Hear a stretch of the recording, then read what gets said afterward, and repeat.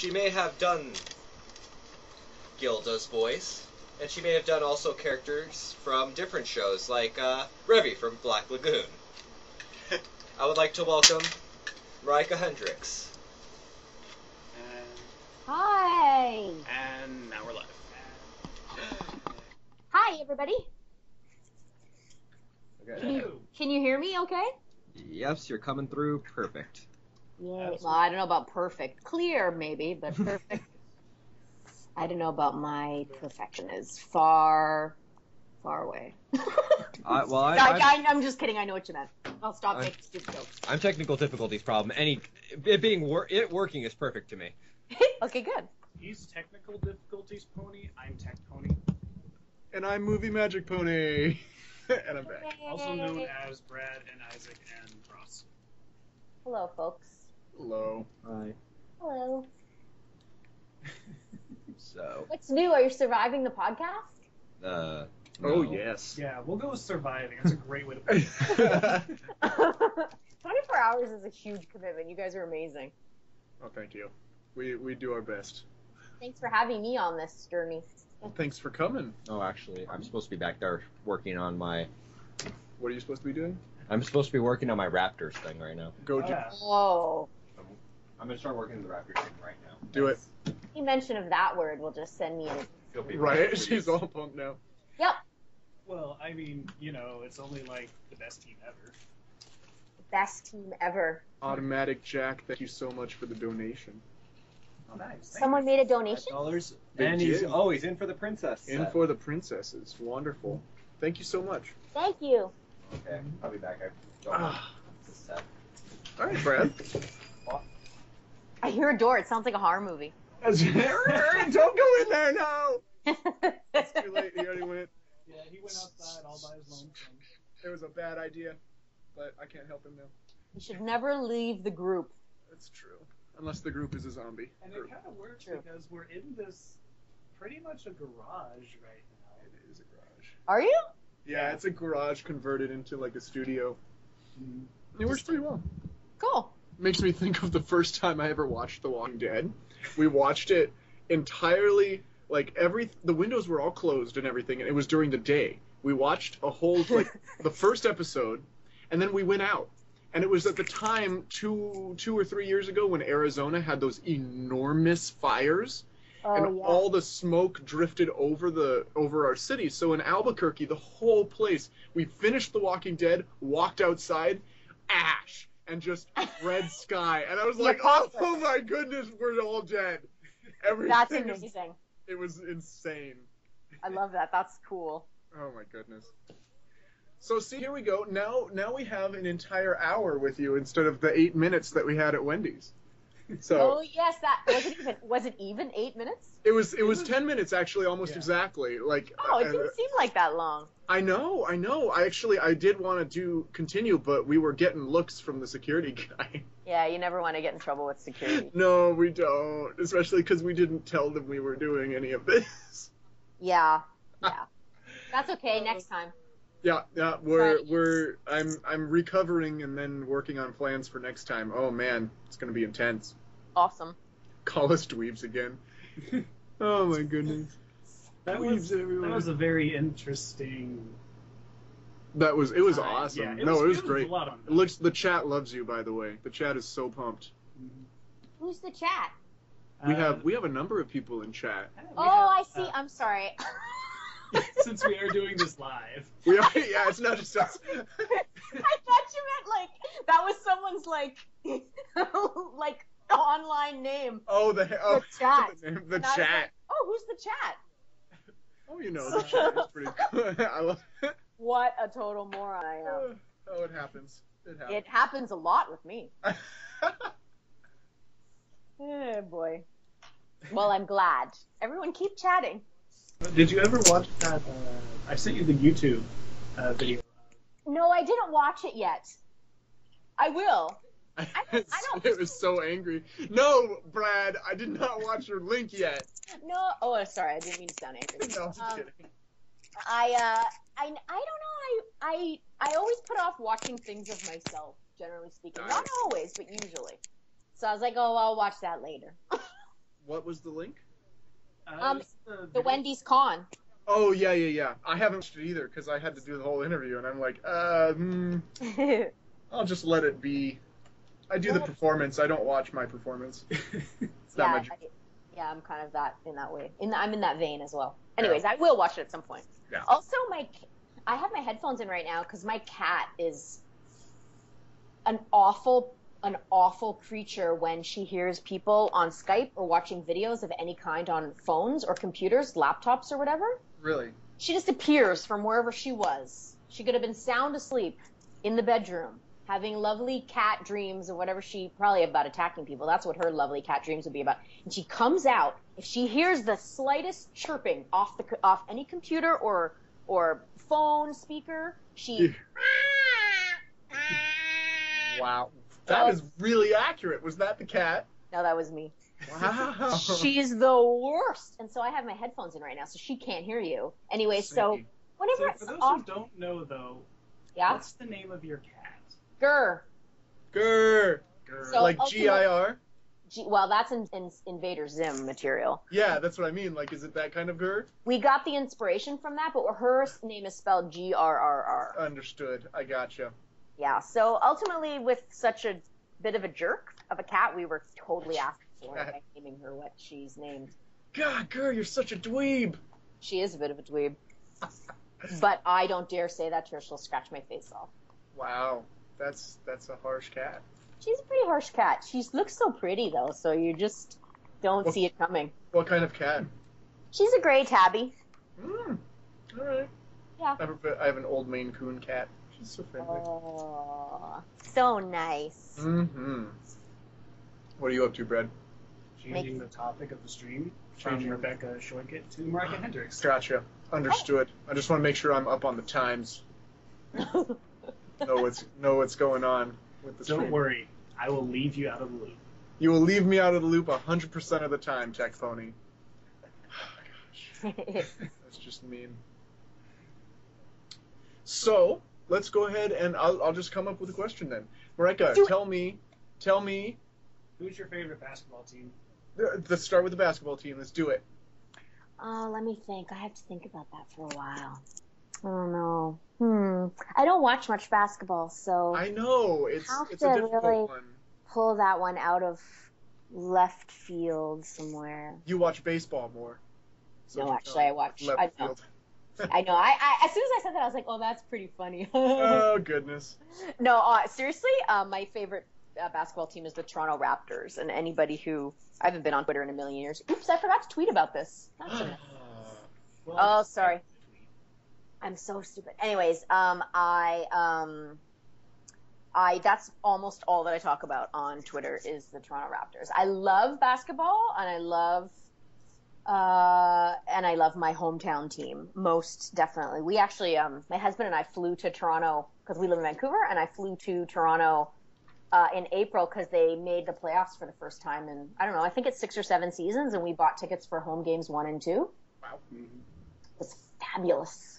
It was loud, man. It was loud. At one So point, you like the whole, you go for the whole experience. well, I try to. I mean, sometimes living here, I can't go to home games, unless I'm going to spend a lot of money, and I'm not doing that more than on special, like very special occasions, like Right. that particular instance. And although they're playing here for an exhibition game in October, so I got online as soon as Ticketmaster started selling the tickets, and we got 2 tickets for that game. I can't remember what day it is. It's like October 12th or something. I'm making something like the Sunday and mid-October. They're actually here in Vancouver, so that's going to be fun. All right. But I watch every game, I watch all the games. I try and watch as many Blue Jay games as I can as well. Yeah, I watch a lot of sports. It's a bit ridiculous. Nothing wrong with sports. Nothing wrong with it. Do you Yeah. play sports? I broke my hand playing softball in June. So that was fun. Whoa, that's no good. No, it was no good, and it's not fine now actually, but It's fun. You know what? No, it's not fine. no, it's not fine. My cast is off and all that stuff, but Ooh. yeah, I don't play. I mean, I shouldn't play sports, as evidenced by what happened in June. I never played much. I played sports when I was young, but then I went to professional ballet school, and you're pretty discouraged from doing sports because you need to preserve your knees for ballet. Ballet will ruin them, so instead of basketball. So that was kind of something that I just didn't do as much. I didn't have time either. As a young teenager and well, all through my teens, I just didn't have time. I was very involved in dancing and I started acting when I was a teenager too. So just kind of kept me too busy. And I'm not the kind of person who would join a team and expect to play if I didn't come to all the practices. So I just didn't join. So you didn't want to make the commitment if you couldn't follow through. Yeah, yep. totally. Yeah. That's good. That's a good attitude, though. I think then you can put your full attention somewhere else. Yeah. So we've got a question here. How is it that you got the part of Gilda? How did that happen? Well, it was sort of the usual audition process where, my agent called me and said, you have an audition for this show. It's the new version of My Little Pony. It's called My Little Pony Friendship is Magic, and they want you to audition for this character. And then he emailed me the sides, which are the script that they want you to read for the audition. Mm-hmm. And they sent, I think I had a picture. I always forget whether I had a picture of her initially or not. But I knew she was a griffin because they explained that in the character description. So they sent the character description. Right. And then I just went in and did the audition, and they happened to like what I did. So it's quite a jump from Revy. It's quite a jump.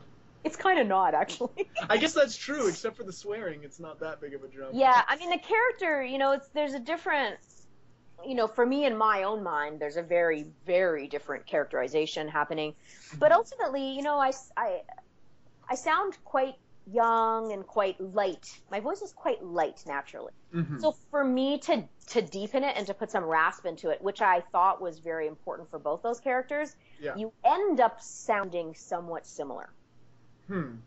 So that's why those two voices sit in the same voice print, for lack of a term, is because that is what I was trying to achieve. A sense of like throaty raspiness to my voice and a sense a little bit more kind of darker and in Revy's case, particularly more mature.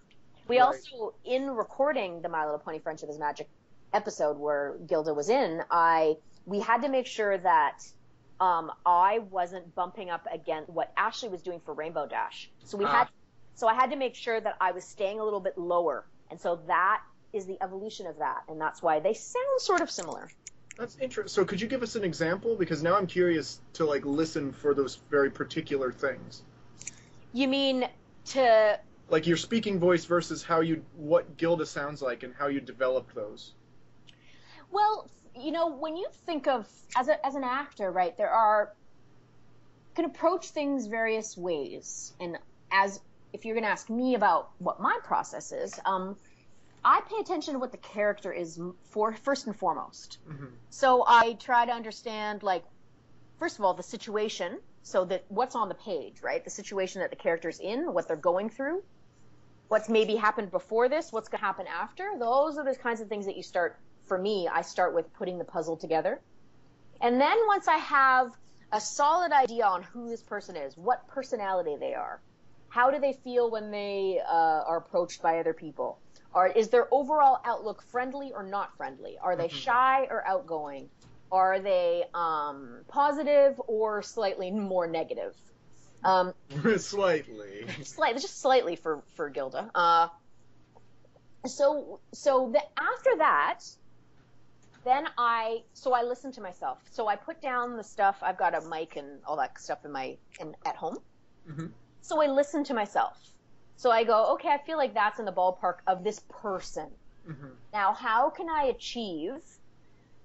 How can I add to that personality from a purely technical standpoint? Mm. So for somebody like Gilda, who is half lion, I decided that she was gonna growl a little bit every time, just on occasion.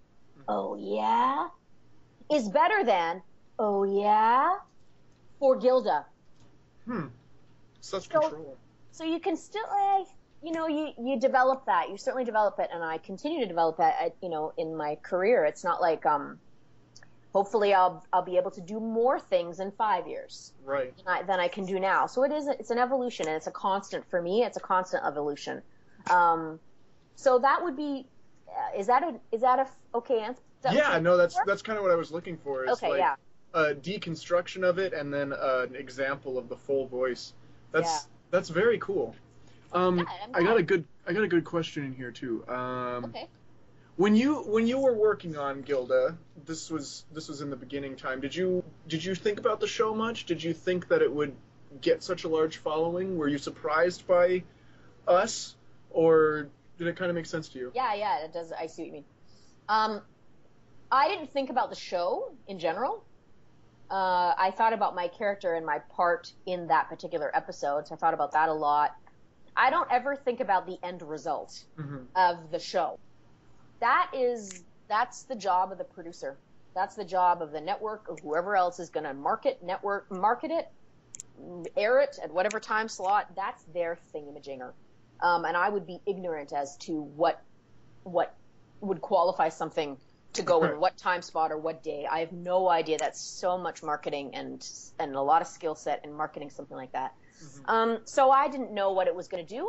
I'd done other iterations of My Little Pony before, like little DVDs that were marketed for little kids and stuff like that. Right. So then, after season 1 had aired, and it was very obvious that there was this group of people who were super enthusiastic about the show that weren't 6 to 11-year-old girls. Now that becomes super interesting. I wouldn't be surprised because I'm never surprised at what becomes a hit and what doesn't. Because I've long put away my assumptions and expectations about what's going to be a hit and what's not going to be. Oftentimes the things that you think are going to be really good hits and everyone's going to love, they never go anywhere. They never go past season 1. So you just kind of go, whatever happens, happens. So, and was I surprised by the group of people? Not really. It's unusual and it's really interesting and fascinating to hear people's stories about why they became interested in the show and then what it's done for them on a personal level. And I love that kind of stuff and the sense of community. But I've been, before doing this, big hit show, I've done a lot of anime and I've been to a couple of anime conventions, and it's the same sort of, people being that interested in a show. And so that to me was familiar, if that makes sense. Yeah. So it's not maybe the fervor was something that you had seen before, but not necessarily the selection of show. Yeah, and also how public. Everybody kind of knows about anime fans, right? But nobody's done a bunch of documentaries, and nobody's done multiple conventions. I mean, correct me if I'm wrong, but you could go, if you had tons of money, you could go to a Brony convention or whatever, that type of My Little Pony convention, whatever. You could go twice a month. Couldn't you, Brad? Actually, having some experience with that sort of thing, yes, you can. Oh my goodness. Yeah. Oh, So by that's the way, just so you know, the chat is saying that your growl mechanical choice was excellent. Oh, thank you. I'm glad. It was That's a great, good guys. choice. Thank you. I appreciate that. So yeah, anyways, so the fervor is pretty whoa, that's a very outspoken, in a good way, fan base. It's interesting. So that's my thoughts about the whole phenomenon of the show. And I think that the producers have done a fabulous job by understanding their audience. I think they're brilliant. Definitely. All right, so question here is, would you like to see Gilda make a return to the show? I'm always happy to be working, so that will be happy for me. I'd really enjoy that. Yeah. I like working. And she's fun to play, right? So. Have you found any voices that are particularly difficult on your vocal cords? And if so, how do you take care of yourself? I'd imagine rasping would be kind of hard. Yes. Yes. I'm on a new show, a very brand new show that just started airing in the UK last month, mid-August or something, or beginning of August. And we just started airing in Canada on the Knowledge Network. It's called Kate and Mim Mim. It's a beautiful show. Beautiful show. So cute. It's for preschoolers. And one of the characters I play on that is very difficult on my voice. Shreds my voice. It's a very raspy voiced character, and it kills me. And so one of the ways that the only real way that you can save yourself from vocal damage is to not talk after you're done. And I follow that regime pretty closely. I don't talk. We used to record it every Friday, and I don't talk on Friday night or most of Saturday. I just don't talk. Wow. So you really stress your voice, but then if you let it relax immediately, then that kind of helps save it.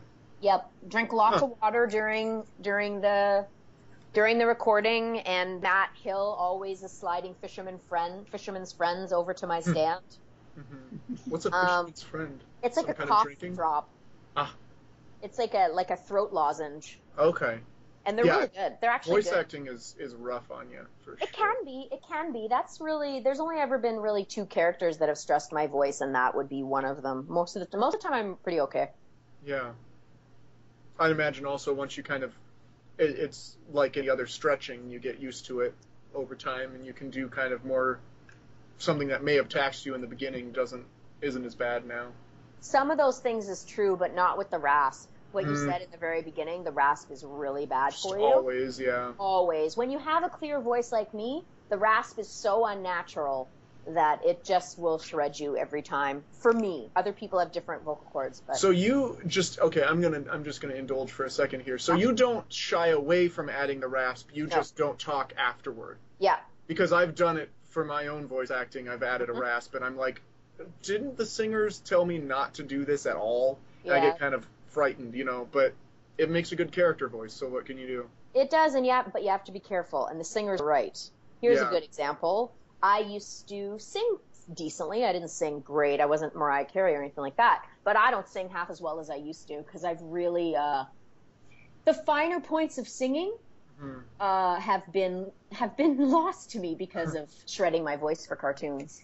So yeah, there's some of that fine, and I could train. I could go take singing lessons again. I haven't taken singing lessons in a while. I could take singing lessons again and kind of get back in that mode. But it's difficult. It's difficult. When I sing now, it's like, whoa, that's rough.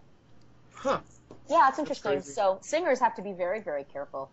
But, if I sang primarily, then I would do different things. But I don't sing. I don't sing. You wouldn't do that, So then when it comes to a character like Revy, Black Lagoon, who has a lot of lines and has kind of that tone and edge to her voice, is that kind of more difficult for you? No, she doesn't bother my voice at all, funnily enough. I don't know why. She doesn't, the rasp is so minimal in that voice. And it I have not watched Black Lagoon. What does Revy sound like?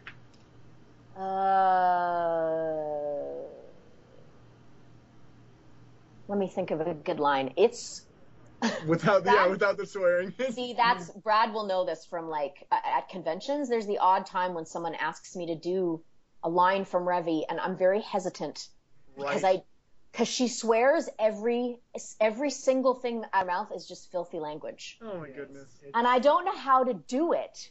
You could just say, this is a line in Revy's voice. I guess, at a convention, people wouldn't be so satisfied, but no, we're talking about technicality here, so... No, I think at a convention, they would want you to swear. Probably. The problem is that there's always kids in the audience, and I'm not gonna... Even at the Black Lagoon panels? I guess if they're... You'd be surprised at how many crossover things go on. So, somebody who watches Johnny Test, for example... which is very much a kid audience. Yeah. If they see my name and they come to a panel, even if it's for Black Lagoon, their parents are coming in because they're like, oh, she plays Susan Test and Johnny Test. Little do they know that I'm about to give them a million expletives, right? So little do they know. Little do they know. So I don't do that because I can't. That's good. No, that's a reasonable thing. I'm gonna see if I can. There's a little thing on my demo, my VO demo. So have you ever started a Black Lagoon panel? Yeah. And 5 minutes in, half the audience just leaves? I don't think so. You mean because they were so mad that I didn't swear at them? Why won't you yell at me? Why won't you call me a bluppity Parents would blupper? run in their little kids. No. It's like, oh, what is this? No, because we are very respectful. The actors are very respectful. So it never comes into play. Yeah, it's always just a panel, one way or the other. Yeah. So you're saying your VO demo had a... Yeah, I'm going to try and find it for you because there's a clip of Revy that I found.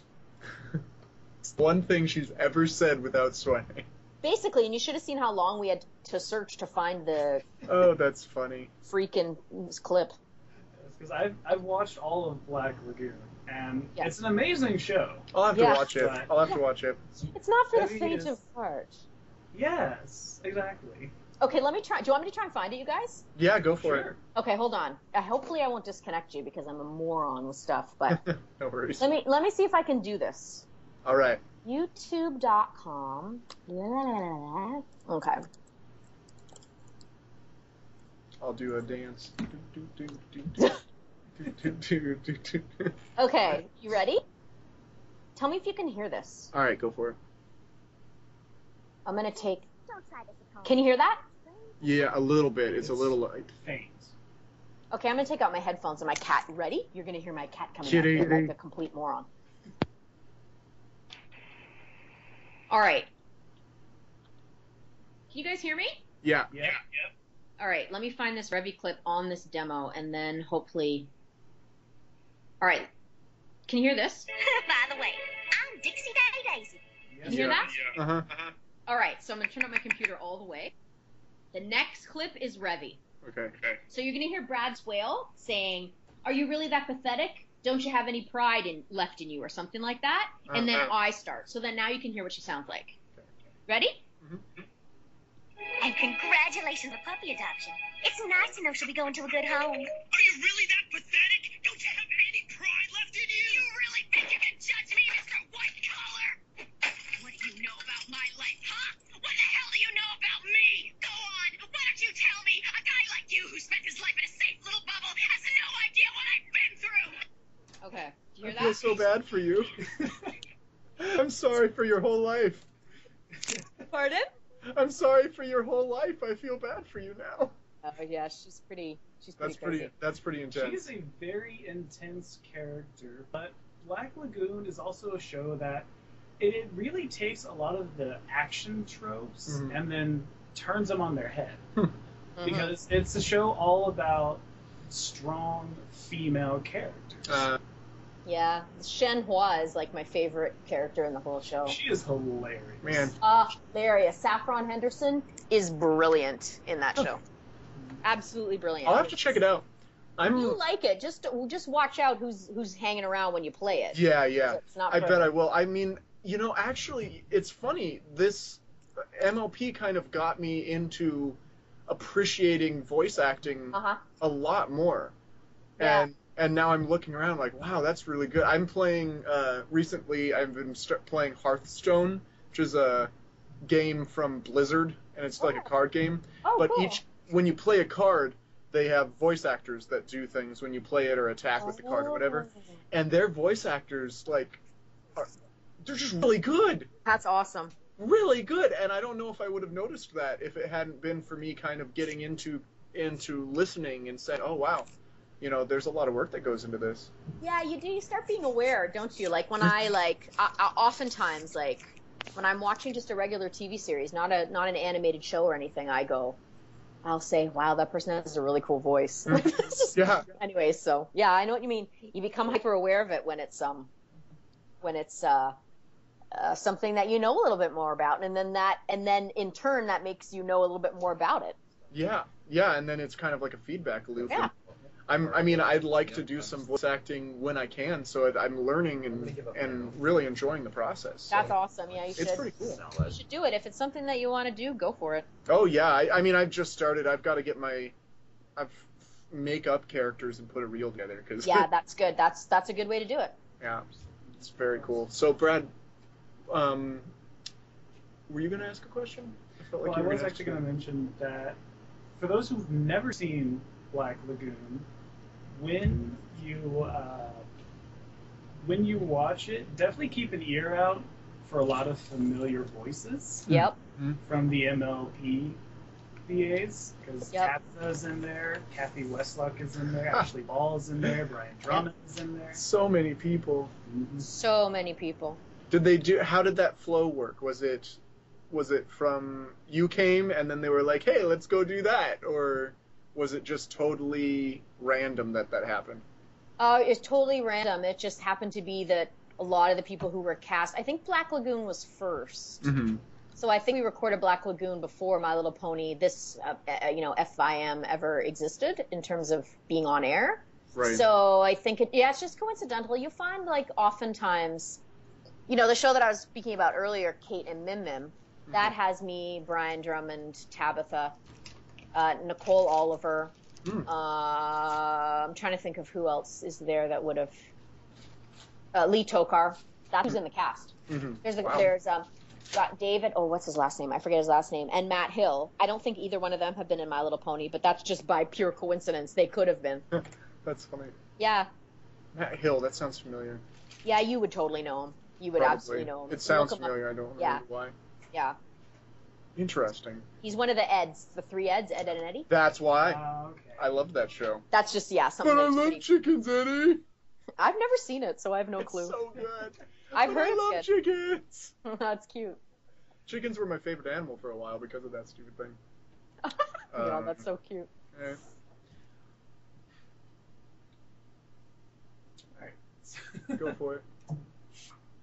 I hear you doing things in the background. We're doing like 3 things at once. Yeah, Is that a dog? Also snapping. Yeah, there's also a dog. Yeah, the neighbors' dogs don't. I heard that dog barking. Ruff, ruff, ruff. Yes. Yeah. They don't like people, so when someone's like walking down the street, they're always barking at them. Yep. Yeah, I hear them. By the way, we escaped the wrath of my cat. Yes. Yes. She's still somewhere else. There you go. Just lurking, waiting. Lurking. Do you want to hear a So- story? Yes. Oh my god. Speaking of lurking, so I am absolutely mind-numbingly terrified of 2 things in this world, and one is spiders and the other is sharks. Yes. So, Spider Shark 2. Terrifying. I've got to make that horror movie now.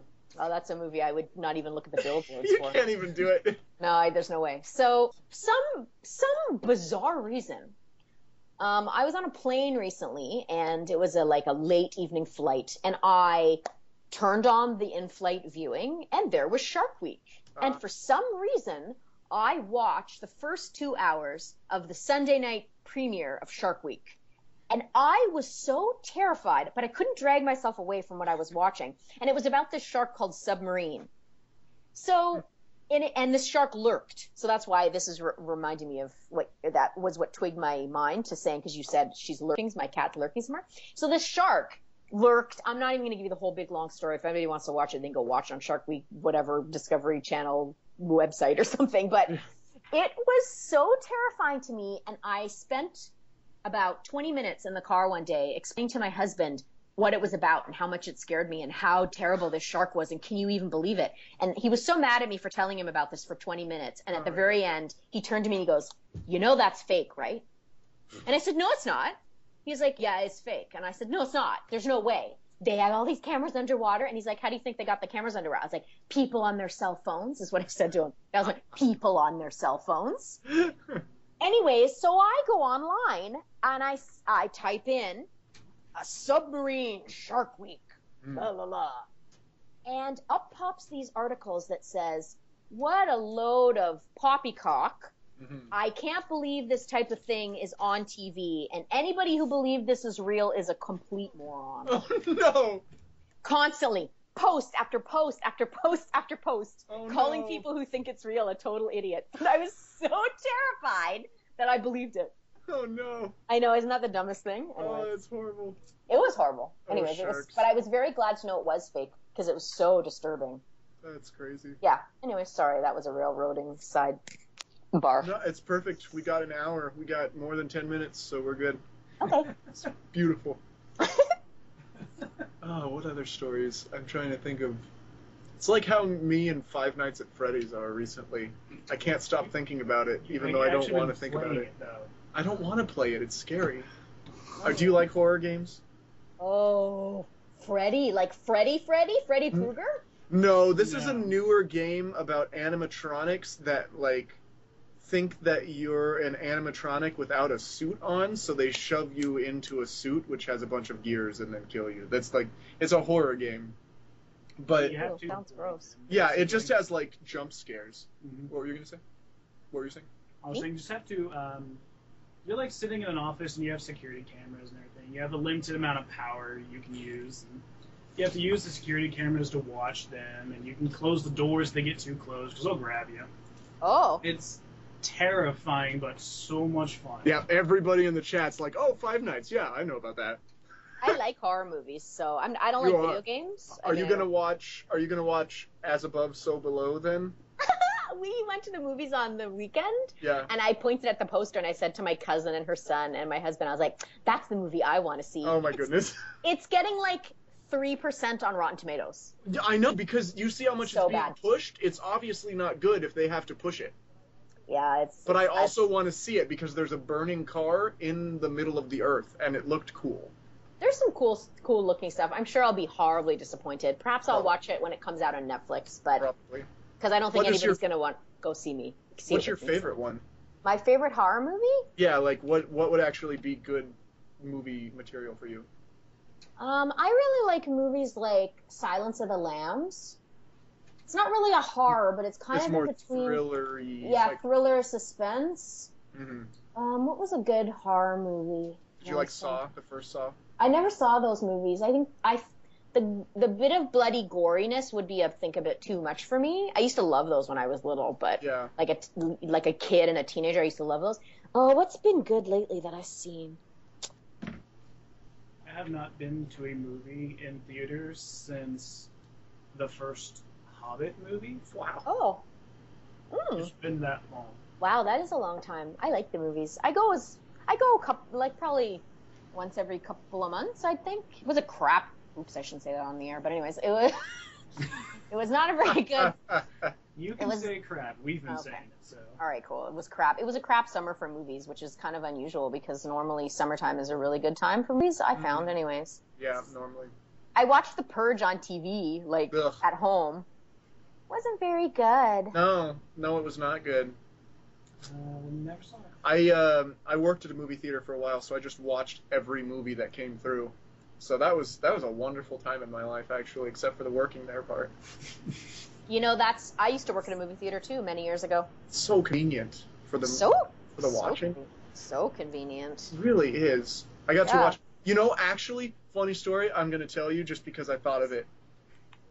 The reason that I became interested in My Little Pony is because while I was working at the theater, Equestria Girls ads were playing for 3 months straight on those TVs on the inside of the theater. Oh, you're kidding. Yeah, that's it. And that's all I saw was like Equestria Girls ads and then ads for a couple of other movies like The Bling Ring when it was coming out.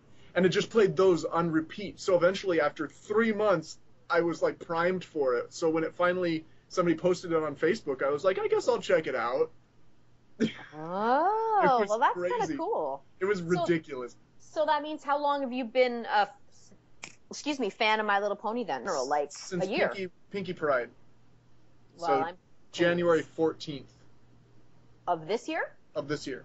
Oh, okay, cool. Just about, yeah. Not very long. Huh? Not very long for Ross. No, not very long at all. No, I got into a philosophical discussion about how it's kind of like the swing back against all of the darkness in the world and blah blah blah blah blah with my family, and somehow bronies came up, and I was like, well, they don't seem that bad, whatever, blah blah blah, and so that also primed me. And then like a day after, my friend posted Pinky Pride with Weird Al, and I was like, well, it's got Weird Al, I guess I'll watch it, and then bam. It's pretty cool that Weird Al is in an episode. It really is. Like, that's super cool. It was pretty cool. I'm excited for this upcoming season. I'm excited for many things. Many things to come. Is it season 5? Is that right? Season 5. Yeah. You can tell how much I watch. Yeah, you don't follow it. That's understandable. Well, I don't know. Like I say to everybody, like people are like, do you watch House of Lies? Do you watch this? I do watch TV. Like I watch episodic television, but a lot of my time is spent watching sports.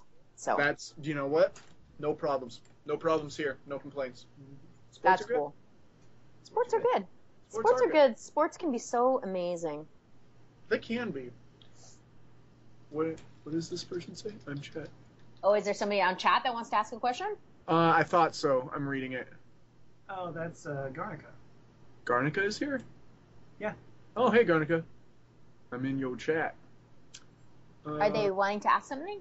I thought so, but no, I guess he's not. He's just announcing his presence. Why is Automatic Jack getting... Yeah, I was saying, why is he... I don't think he's doing anything wrong. Moobot is... Moobot's getting kind of angry for no reason. Yeah, Moobot...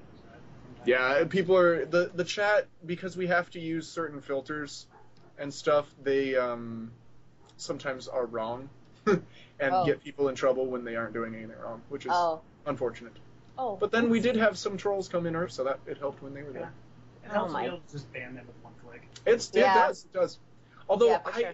I like dealing with trolls. It's funny. I mean, eventually they get annoying, but I don't know. I find it entertaining. I get all riled up when I see a troll. I'm like, you son of a... Oh, and you, oh my goodness, that I'm the worst. The trolls would love my reaction because that's what they want, right? For different things. The feather fluff maximum, just yelling, roaring. Yeah, anyways. That's funny. Hey, Brad, how did you get involved in My Little Pony? Oh, let's do this, yes. My. I like this. By force. You mean someone, like, made you pretty much watch something? Yes. When I was in college, I worked in an office. And this is an office where we kind of had a lot of free time. So you would bring in your laptop and do your own thing on the Wi-Fi. And I had a friend who, she would bring in her laptop, and the background was ponies. She'd be on Tumblr, and there'd be ponies. And then she'd be watching pony videos on YouTube. And finally I got curious enough that I was just, what's the deal with the ponies? I'm aware of what My Little Pony... yeah, because it's been around since the 80s, so... Because I have an older sister, and she had the dolls and stuff when I was growing up, so I'm aware of what it is. And she's like, oh, it's My Little Pony. Like, you should totally watch it. And you were like, what? Pass. Hard pass. And then I was over at her apartment at one point, and she sat down on the couch and said, you're not leaving until you watch at least one episode. Fine. Fine, I'll watch one episode. So she showed me the series premiere 2-parter Nightmare Moon stuff. Okay. And when I was done with it, I was like, well, this ain't too bad. It's got good voice acting, the animations are really good quality, and the story's kind of, but, you know, it's the series premiere. You're always still finding yourself at that point. Right. So I was like, it's not bad. Probably not something I'd watch, but it ain't bad. And then I went home, I got curious, I watched a few more episodes. 3 days later, I was caught up to where the show was, and I'm looking at my laptop that has this picture of a pony on it that I had just set as my desktop background. And it's just one of those long, drawn-out sighs. You got me. I'm a brony. Dang it. And that was back so in good. season 1, actually. Yeah, so it's been a while. Yeah, that is a while. That's awesome. It's hilarious. I love how supportive the entire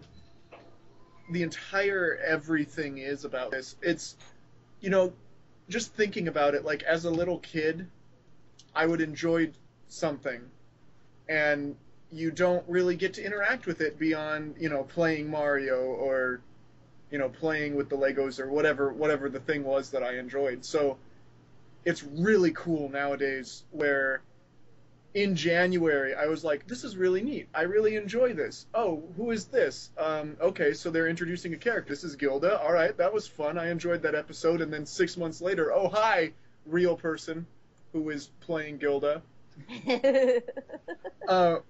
And it's just really cool to, I don't know, it's hard for me to express the feeling, but it's just, I feel like this is the way that I want the direction of the world going, where you're like, everything is really engaging, but at the same time it's not difficult to reach out and connect more. Yeah, for sure. And then That's you the get good. things like Twitter, which has really allowed you to kind of connect with people. Yeah, definitely. You and I connected a lot over Twitter. Yeah, Mm-hmm. absolutely. And, you are the one to blame for my Raptors obsession. I'm so glad. I'm Not glad your I can bring fault. over people to my side. Right. It's important to convert people. Well, especially for people who live in Los Angeles, you have two great teams there, right? So Yeah. it's kind of interesting to, like, for somebody who lives in LA to, like, be following the Toronto Raptors, you know? I mean, It's awesome. I follow the Raptors, and now their official Twitter follows me. There you I go. know, I love it's so cool. Yeah, Twitter is a blast. I love Twitter and I all like- of the social media stuff. I like it too. I go through phases. I don't know. I guess I get so caught up in doing, like, the things that I just do from day to day that I sort of forget about my Twitter account. Like, I don't Right. update. I probably haven't been on it in, like, I don't even know, like, Last time I checked, 2 months. It was July. Yeah, Well, that was. it's kind of supposed to get out the way until you need to engage with it, you know? I think that's kind of like a good thing. Although I have lots of text to reply because I tend to reply because I don't have a ton of followers. Like when you have 10,000 followers, you can't reply because you simply aren't even going to see all the tweets. It's just going to fly by in your feed. Right. But for me, I do have the ability to kind of like go through my tweets and I read them all and I reply to a lot of them. Those who would, like, you know, when people ask me a question or something, I reply. Yeah, totally. Anyway, so I'm going to have a lot to catch up on when I go back Yeah, I to just looking checked. at it. Twitter is July 13th. Shame. August, September. Yeah, that's a long time. Well, you know, what can you do? Well, yeah, I guess. I had a bit of an excuse. I had my arm in a cast for a while, although That would do it. the cast was actually off by the time that I tweeted in July.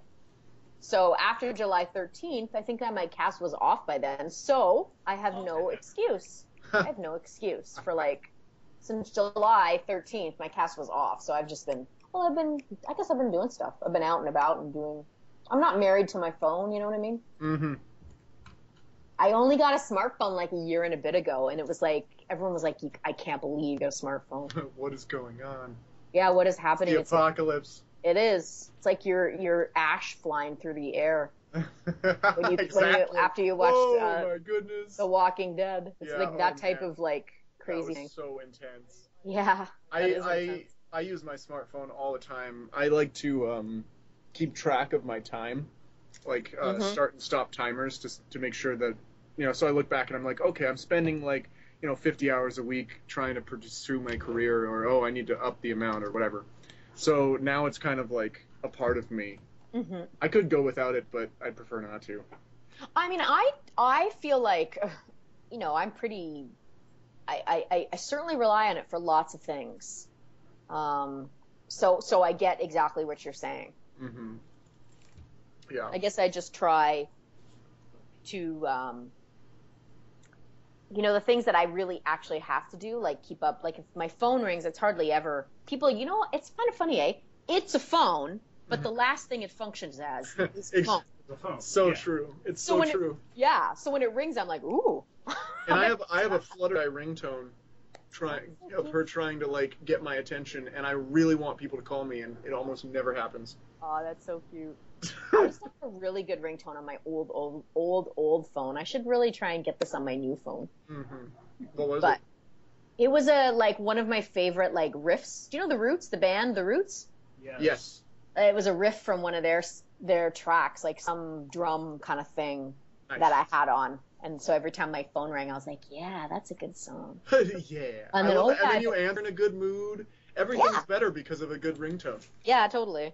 I'm going to do that for this one. Anyways. You right? I've had this cough all day. I don't know why. I was fine yesterday. Probably a lot of talking. Not a lot of water. Yeah. Something like that. Water, man. Fisherman's whatever. Whatever those things are. I have Swedish fish jelly beans. Does that count? Swedish fish jelly beans do not count. Well, it doesn't count. It's a nice, tasty alternative, but it's delicious. It's just ineffective alternative. Yeah. I turn into like a really over the top person when I'm around people who have like a cough or a cold. I'm like, ah!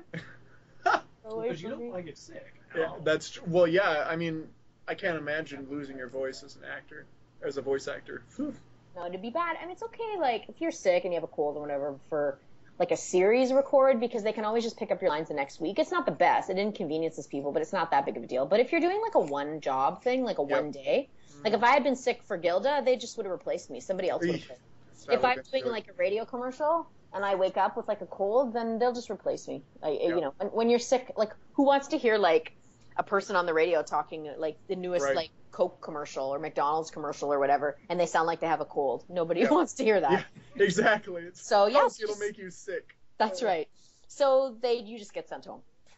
That's really unfortunate. Yeah, it's the sort of the way it goes. So you have to be careful. So I'm a bit of a hand washer. Let's put it that way. Fair enough. Fair enough. What would you say? What would you give advice to yourself when you were younger, or someone trying to make a living as an actor or a voice actor or whatnot? What would be kind of something that you would tell those people?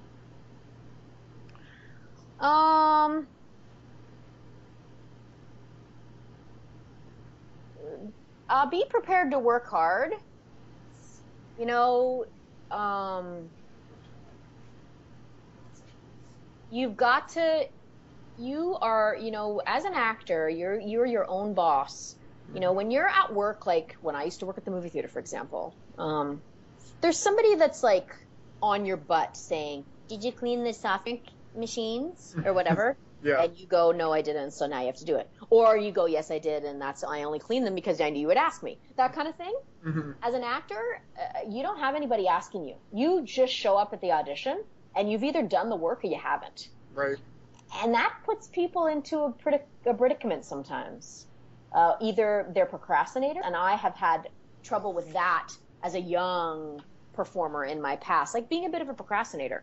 Mm-hmm. And that will send you into not a good place. So I'd say you really got to bust your own butt. You got to be your own boss and motivate yourself to do the work. And the other part of it is that this career is a long haul. You're not going to get the results for the hard work every single time. It's just not the way it goes. There is the odd actor who books every job that they audition for. There is the odd actor that happens to. But 99.9% of us don't.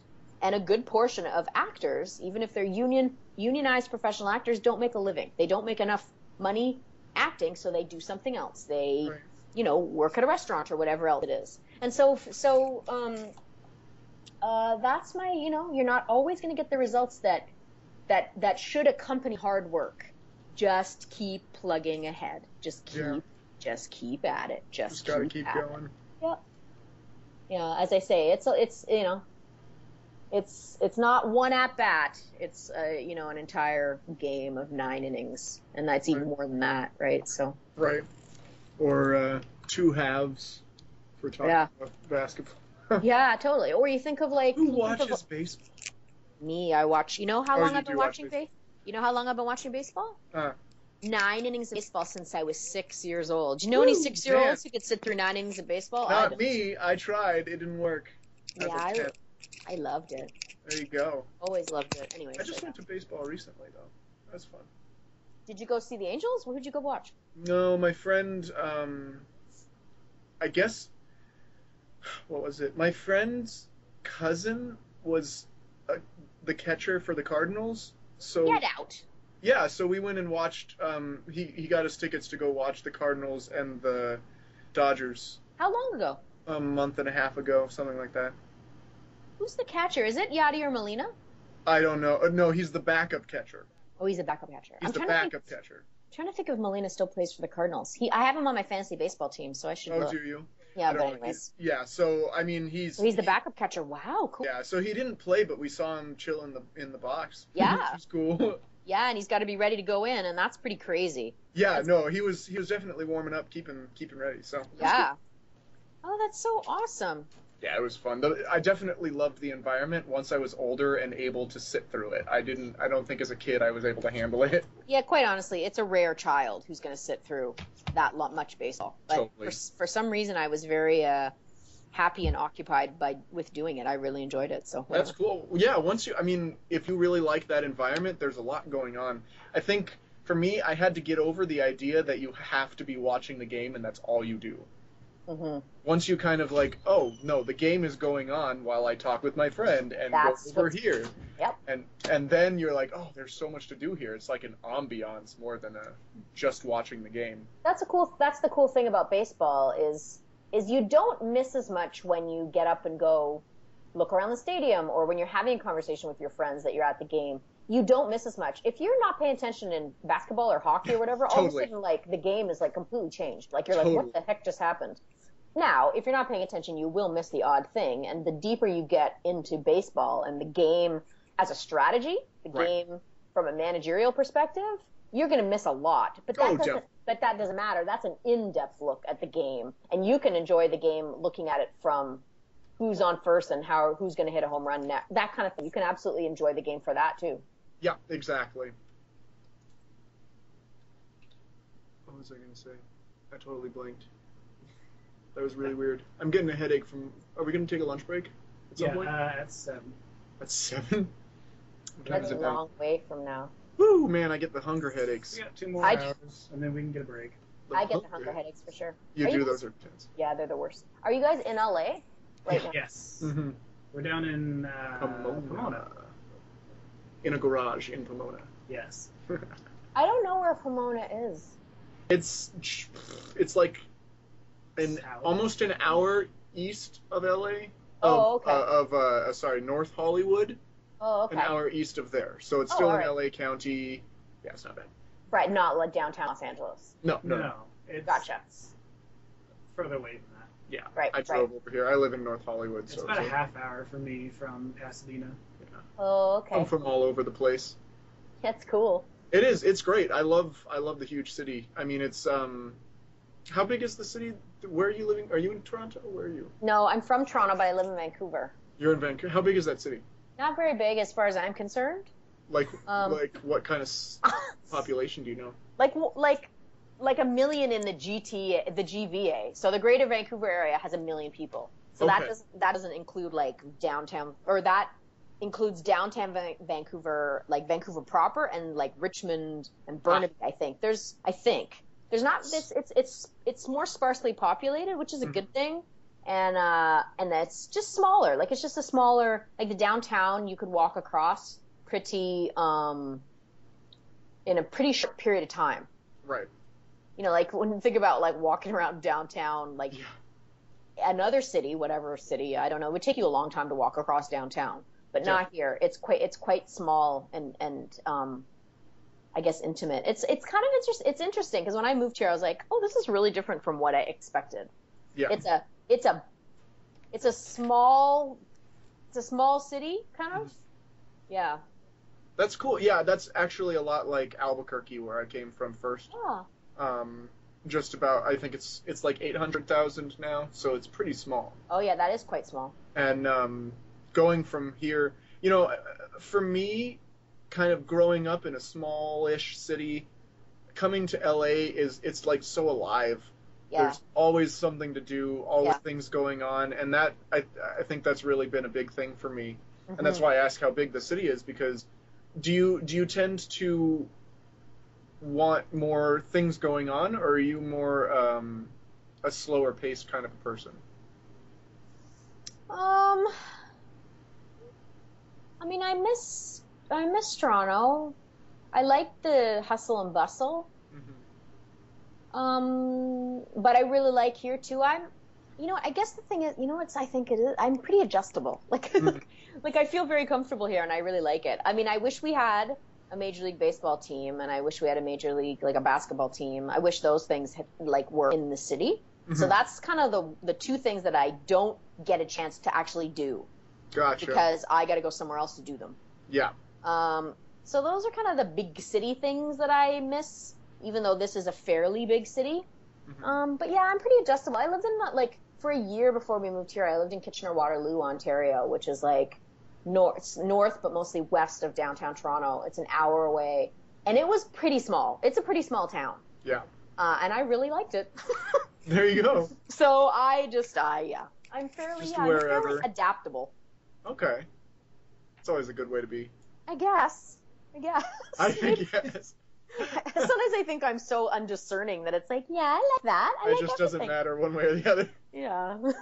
I mean, I can name you the things that I miss and the things that I would be awesome if we had or didn't have, for example. But yeah, I like living here. It's great. Is it? Do you think that's kind of a permanent thing for now, or are yeah, you? I've been here almost 10 years. Oh wow. Yeah, so we don't have any intention of moving anywhere else at the moment. All right. So I don't think we don't have any, and I don't.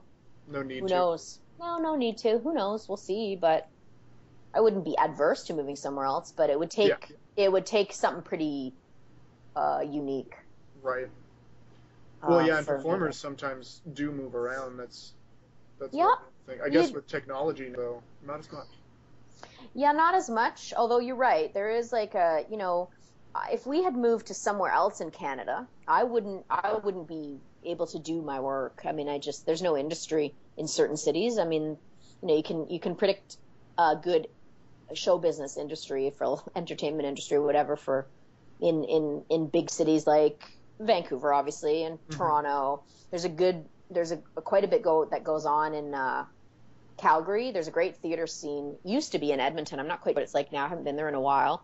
And there's a lot of filming and stuff that happens in Halifax, Nova Scotia, which is right on the East Coast. And then Montreal has a pretty good entertainment industry, although a lot of it's French speaking. So if you don't speak French fluently, then you're a bit out of luck. Anyways, if we had moved to a city other than those ones I just mentioned, there wouldn't be much for me to do. I would be pretty unemployed, let's put it that way. Right, because I mean, even with the technology, you still can't underestimate the proximity.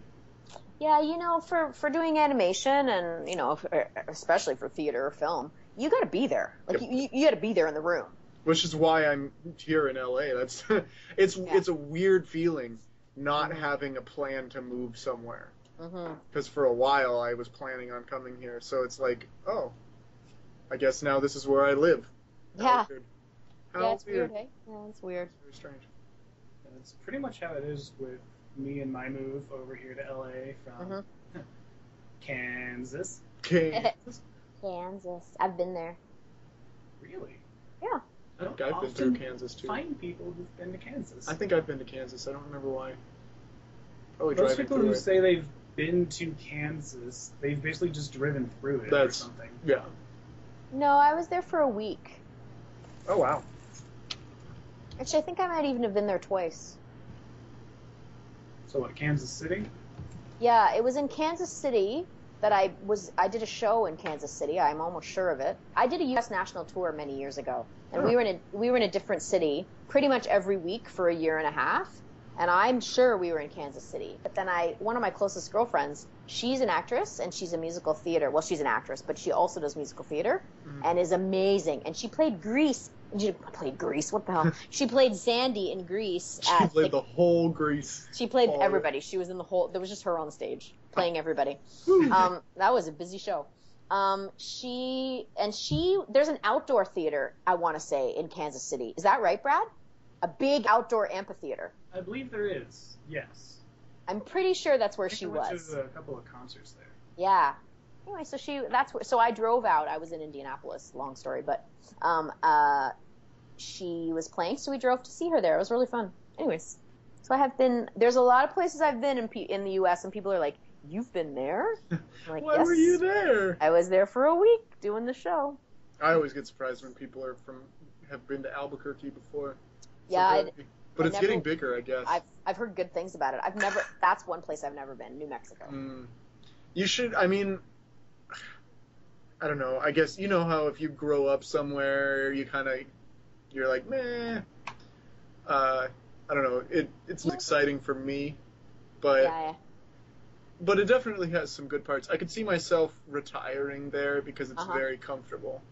Very comfortable. That's for sure. That's good. Yeah, that's good. Oh man, I don't know if I can. I'm gonna need to eat something in between a break because I can't come up. Yourself a sandwich. I can't think anymore. Yeah, make a sandwich. I'm gonna need to do that. I'm gonna go make a sandwich. Does that mean you're leaving? I'm gonna stay in the room, and Brad is gonna talk with you. Okay. All right, I'll be back in a little bit. Bye. Have a good jelly sandwich. Thank you. I should move into the camera's view then. Do it. I can't even think anymore. Alright. So that way the camera's not just totally empty.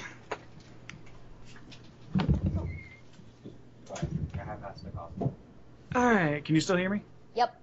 Awesome. Oh, I sat almost on the Octavia plushie. No. I didn't sit on it, Isaac. Don't. It was close. No, don't. She was sitting on the arm and I sat on the chair and that works. Sure, she'll be fine. Yes, she's fine. She's now on the back of the other chair. The one that Ross vacated. Oh, cool. So, how excited are you for the upcoming Raptors season? So excited. So excited. It's going to be a great season, I think. We have some interesting young players, like a couple of people that we picked up in the draft and also during like player acquisitions, right, during the off season.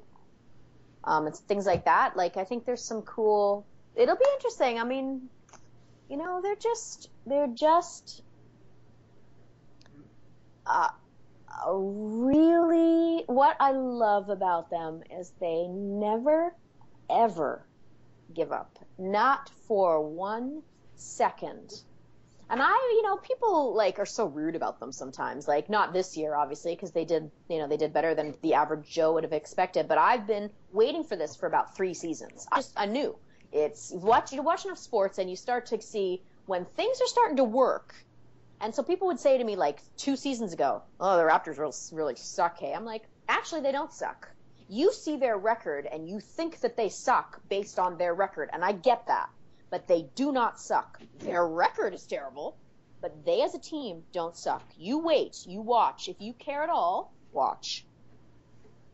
Absolutely. And I obviously joined the Raptors train last season. Yeah.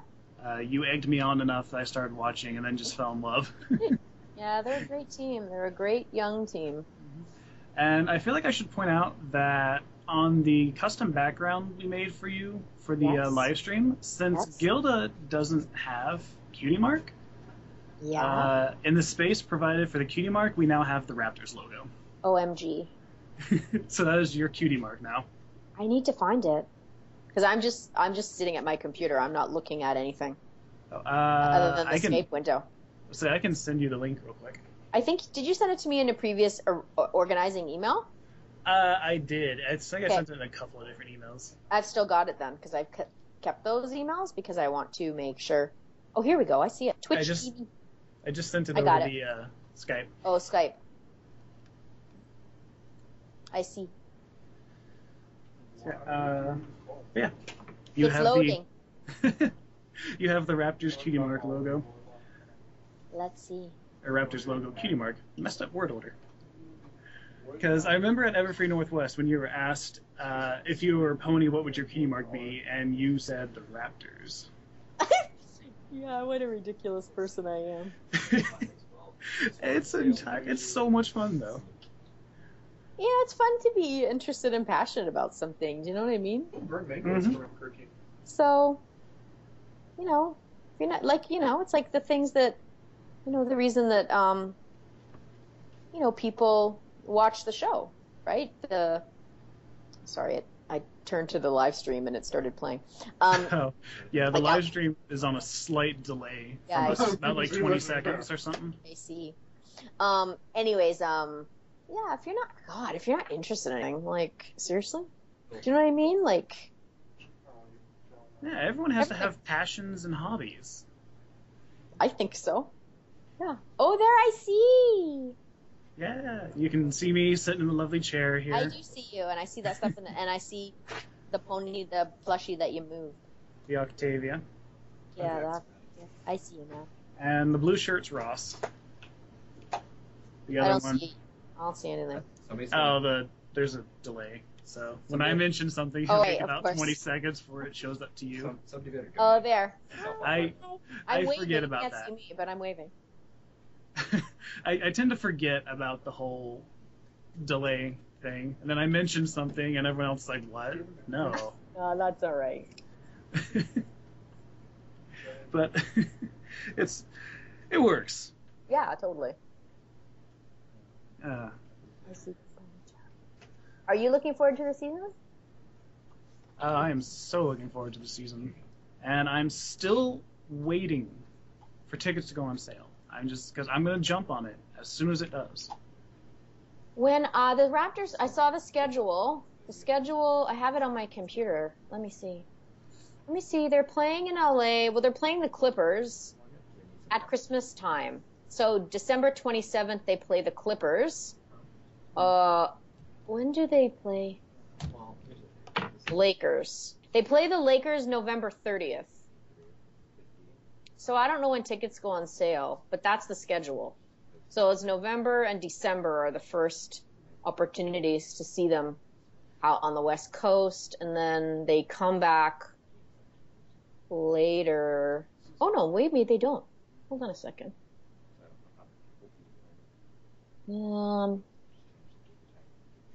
This Kings? That's weird. I don't. Yeah, I don't think they go back. Those are your opportunities in November and December. Well, I'm keeping an eye out on ticket outlets, and as soon as I get notification they're on sale, I'm so jumping on a ticket. It'll be so funny. There'll be people in the audience, like Because I'm technically in cosplay. Yeah, there will definitely be people in the audience, but I'll probably be the only one on, like, probably one of the only ones wearing Raptors gear there. Oh, definitely. They're not going to be a ton. There will be some of you, and you can all give each other a little nod. But yeah, there'll be some, just because it's the only basketball team in Canada. So there are people that follow them, like Canadians that now live in Los Angeles or whatever it is, or just fans that have traveled in from out of town to come see. Like, that would be cool to see a Lakers game or a Clippers game in Los Angeles. That'd be very cool. So maybe people that have traveled, you'll see people in their gear. So I see people, the odd person. Yes, and then, up at the concession line, someone else is wearing the Raptors jersey. Hey, what part of Toronto are you from? The Pasadena part. Yeah, really. Via Kansas. Yes. Yeah, like when people say to me, oh, you're a Raptors fan? I'm like, well, I'm from Toronto. It's my hometown team. Mm-hmm. So it makes sense. Not that not living there and being a fan doesn't make sense, but you can be a fan of a team an area you're not from. Yeah, absolutely, totally. I just am lucky enough to have a team in my hometown.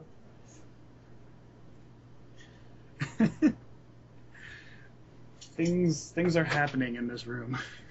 Oh yeah, I turned off I didn't unlock the elevator. Oh, it's not on camera at all. I can't watch that kind of stuff. I'll be completely distracted. I'll be so distracted and then be not listening to what's being asked of me or said. Yeah. Hey, Ross, you're back. Mm-hmm. But so real quick though, guys, please don't forget to donate. We have the donation link. I'm about to put it in the chat. You should show them what they can earn by donating, and all they need to do is type in one word, either princess or I guess what the other one's 2 words, sunset shimmer. Well, fine. Type in 122 words.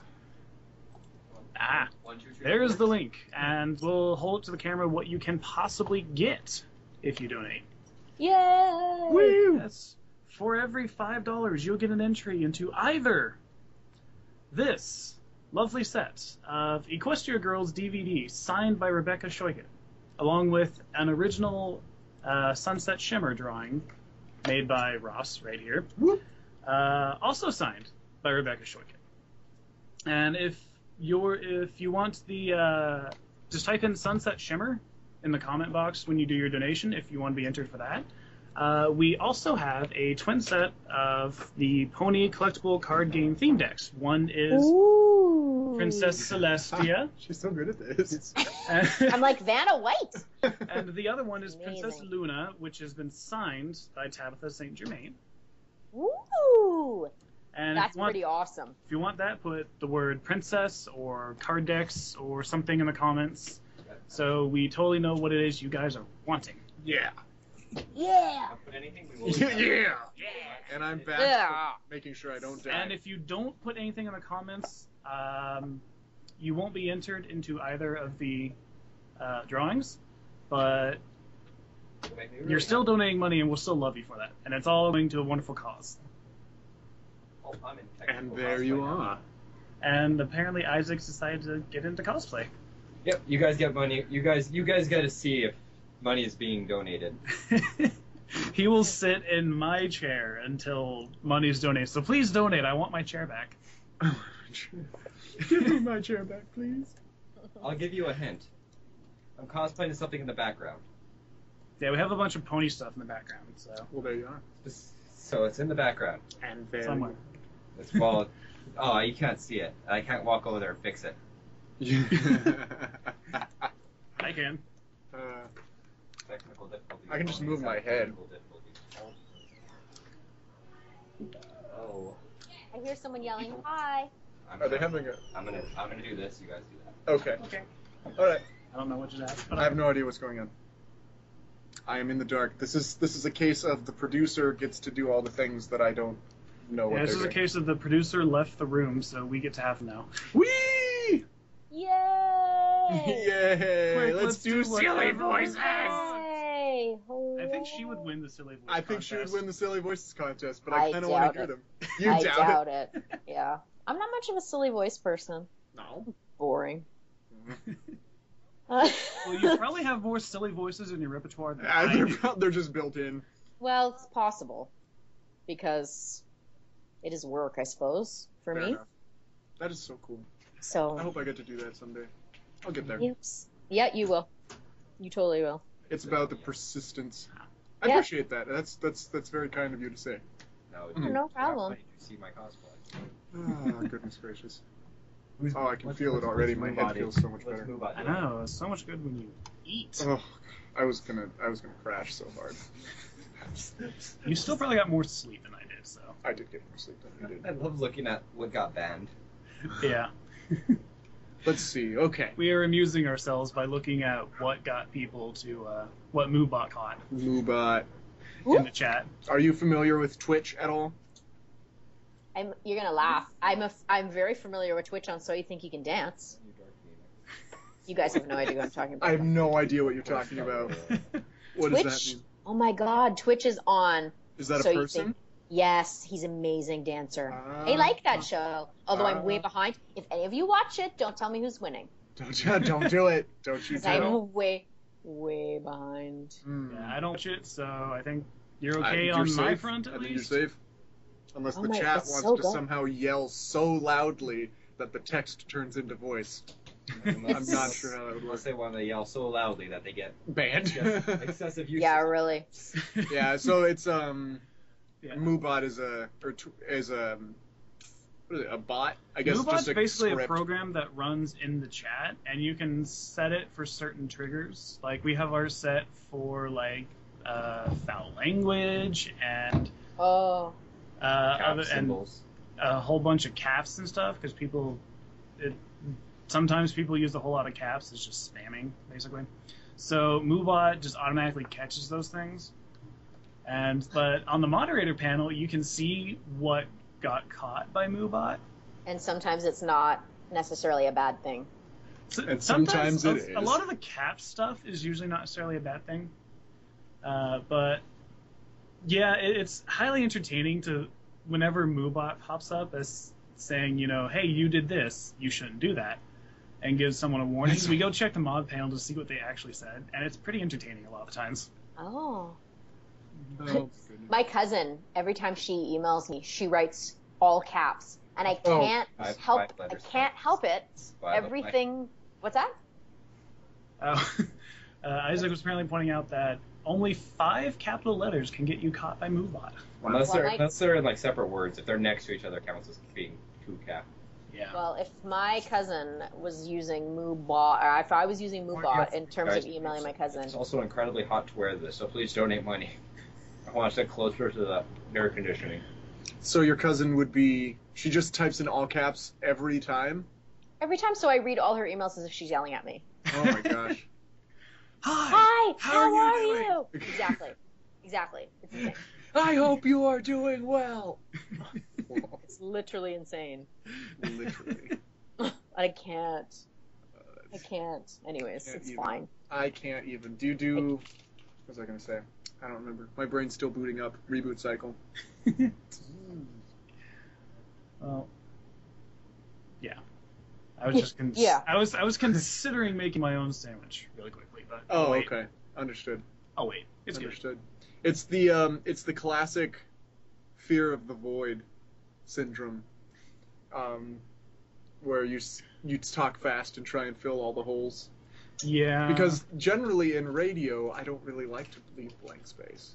No, that's like one of the things in voiceover. No blank spaces. Terrible. It's horrible, and it goes against every film and stage acting bone in my body. It's like, if you need a blank space, take a blank space. Not now. Yep. Keep talking no matter what happens. Pretty much. That's weird. No. How long is a day of recording normally for you? We do 4 hours for every episode. Wow. So that's all they can keep you on a union contract without paying you overtime. So it's just 4 hours. Wow. Yeah. That's interesting. Why is it so short? Comparatively. Yeah, comparatively, because when you think of like a 9-hour workday or whatever it is, right? Mm-hmm. Or 8 hours with a lunch. Because if you think about it, how much effort and energy it takes to talk for 4 hours, that's why. That's basically why that evolved. It can be really just damaging to be talking for 8 hours, for example. Interesting, because I know, for SAG, it's 8 hours still. Yep. Before you get to overtime. I guess there's also, because it's not just speaking, maybe. I don't know. That's interesting. Yeah, I don't know why ours is different. I didn't realize. I'd heard that about SAG, but I didn't know for sure until you just... It could be. What's the union up there? We're ACTRA UBCP. AFTRA UBCP? ACTRA, so ACTRA. AC, okay. Yeah, ACTRA. UBCP, Union of British Columbia Performers. Maybe it's just the union is intense. I don't know. Maybe. It's crazy. 4 hours. Yeah. That's nice. Yeah, we usually get things done 5 under hours. 4. Huh. So Yeah, I've recorded a 22-minute episode in like an hour and a half. Wow. Nice. You can whip through things for sure. So if you finish early, you just get to leave, go home. Yeah. So Sometimes if you don't have that many lines, you get to go when your lines are done. This depends. I was doing a show, which I can't tell about, but I was doing a show recently, and there was one episode where I had 2 lines. So they did my lines at the very beginning of the show, and then I got to go home. So I was literally there for 15 minutes. So was that Gilda? No. No, it was, it's a show that I can't. I think it's for Cartoon Network, but anyways, I can't talk about it, unfortunately. No worries. We'll find out eventually. Yeah, you'll see it eventually. All things in time. Yep. Can you hear the sirens? Yeah. We did, actually. Something going on in Vancouver. Something happening, something going down. What is that crackly noise? Is it from my end? Maybe, I don't know. I hear I think it is coming from your end. I don't know. There's a bird outside that keeps peeping away, but that's not crackling. Maybe. I don't know what it is. I don't have a fan on or anything. I'm not eating chips. I'm not eating chips. I was. Yeah, we were buying food to munch on during the stream, and I was like, okay, so we can't have chips, we can't have popcorn, we can't have anything crunchy that the mic will pick up. Exactly. And that took everything away. And that pretty much we took can't- away all of our options. And there's nothing to eat. So, Yeah, we went with sandwiches and Swedish fish jelly beans. That's good. That's good. You know, the full balanced meal there. Well, you know, I ate nothing but sandwiches when I was at Everfree Northwest. So, Sounds about well, I not remember- because, and it wasn't because of the con. The con was awesome about feeding everybody. It's just me. I have a lot of, like anaphylactic food allergies, so I can't eat anything unless I made it with my own hands or saw someone else make it from like very particular ingredients. I'm the most boring person on the face of the planet. Until you and me I both. almost die from an anaphylactic reaction. Then it's exciting. Wow. At least you have a better excuse than me, which is just pickiness. Well, you know, it's okay to be picky. It's okay to be picky as long as you don't make other people's lives miserable. Totally. Totally. So, I'm curious to know, never mind. My brain is still booting up again. Never That's mind. okay. There's this seagull, and it's just peeping away over on the other building, and it's disturbing me because he looks sad, and I don't know what he's crying about. Oh. We need that translator. I wish I did have a translator, because he's been there a few days. And I think Being there's- sad? Yeah, there's something wrong. It's either like, it's almost as if there's a bird. There's another bird. Like, okay, now I've created an entire movie of the week in my mind. It's the seagull. But like, it's like this seagull. I've seen him for like, he's been here for days. And he just keeps doing the same noise over and over again. And it's almost as if there's a bird, another bird, like another seagull, trapped somewhere. And he is up top there calling and trying to like, because honestly, he's been there for days. The Finding Famous- Nemo of birds. Yeah. So it's sad. It makes me sad. I don't know what's wrong. I wish I knew. Oh. On that down note. On that down note. I know. Sorry. It's just weird. Like, and you'll hear him because he's like he's chirping away. Oh. Can you hear him in the background? It's Actually, like really high pitched. That's a bad seagull impersonation, but it's just constant. It's just constant all day long, all day, all night. Well, not all night. He stops at the nighttime, which is weird. But yeah, I mean, I don't know. There's something wrong. I don't know what it is. Maybe it's like, if it was springtime, I would think there was something wrong with babies or eggs. Maybe But he's just it looking was- for a mate. He better hurry up, because Really sad mate. because it's getting annoying. Because he's getting annoyed. yeah, I'm all worried about him, and I think somebody's like, another bird's like lost or dying, and really he's just looking for a girlfriend. This could be. I don't know. The mating call of the seagull. You know what? I should look that up, because maybe it would ease my mind. Do it. Then you'll be like, oh, look, seagulls just sound really sad when they're looking for friends. Could be. It's Oh, it could be different. It could be like those birds that have the incredible plumage and they spread it open and strut around. Yeah. Yeah, it could be. I hope that that's the case, honestly. This bird is, like, insane. Or like peacocks who are really annoying. Mm-hmm. I like peacocks. Oh, they're so They annoying. can get out of everywhere. My aunt can do a peacock noise well enough that sometimes it'll make them do their feathers. That's pretty cool. Mm-hmm. Oh my god, speaking of peacocks, I have got to tell this story. It's hilarious. So, when I was younger, obviously I was too young to stay home alone by myself for extended periods of time, so whenever my sister and mom would go on some sort of camping trip sort of thing with like my sister's friends and all that, I got to be dragged along as well. Mm-hmm. And there was this one time they would farm, and this farm had peacocks. And they make this noise that's like this, sounds like a really high-pitched someone calling for help. Whoa. And one of the moms had to go back to the campsite to get something out of her tent. And for some unknown reason, she decided to zip up the tent after she was in there. And when she tried to get out, the zipper was stuck. And so she started calling for help. Problem is, she sounded exactly like the peacocks. Oh, no. So you didn't go. We had no idea she was trapped in her tent calling for help because it blended in so perfectly to the peacocks. No. How long was she stuck in there?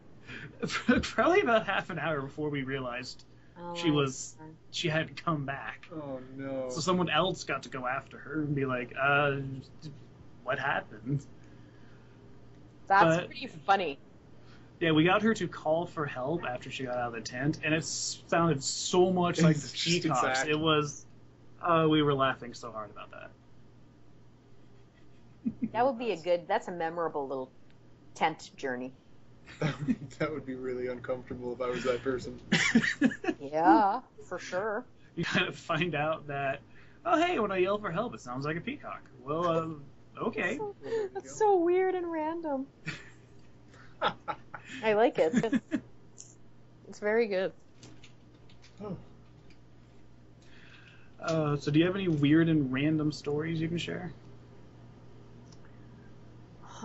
Weird and random stories. Oh, we're on the topic after all. I told you about my Shark Week. Yeah. I told you my theory about the bird outside. I have an off-the-wall prompt, if you want it. What is it? If you had one sentence to tell aliens about the human race, what would you use? Oh my god. Yeah. That is a little off the wall. Well, I gave it that way. I was like, here. Huh. I don't know. I think, like, I don't know. Humans are pretty, humans are so complex. They are, like, the worst thing that ever happened to this planet, and also an amazing species. Like, it's like it runs the gamut from completely awful to really, really amazing. That's what I'd say. Yeah. It's deep. Oops, I don't know about that, but that's what I'd say. I'd say you can, like, literally, like, go from the most evil, awful behavior or person to the most generous, angelic, kind gesture or person. You can go right from one absolutely to the other. Totally. All right, so somewhat of a legitimate question. I remember this was actually asked in the chat earlier, and I think we've rambled on and on, never actually got to it. You know what? I don't need distracted for like the last hour. And I don't need any, like, encouragement to ramble. Like, I can ramble forever, so. The question was what was it like going from Black Lagoon to My Little Pony, and from more of an adult show to a kid show? It's an easy transition for me just because I concentrate on who the character is. I don't really, like... I trust the writers, and the writers have written, for example, Gilda. They've written it to be appropriate for young people. So it's appropriate if an 8-year-old or a 10-year-old or whatever it is watches My Little Pony. They're not going to be disturbed or damaged by something that's on My Little Pony. Conversely, I would never recommend children go and watch Black Lagoon for obvious reasons. So I just trust the writer. And what on the page is usually pretty darn good. And so for me, it's not really a transition at all. It's just, this is what this is. This is Black Lagoon, and this is my character, and this is what she does, and this is the situation she finds herself in. And then the next day is a new day, and I go and perform, this other character on this other show with these characterizations and this script. So I just trust the writing team. Have you ever thought about getting into writing yourself, or are you more the acting side?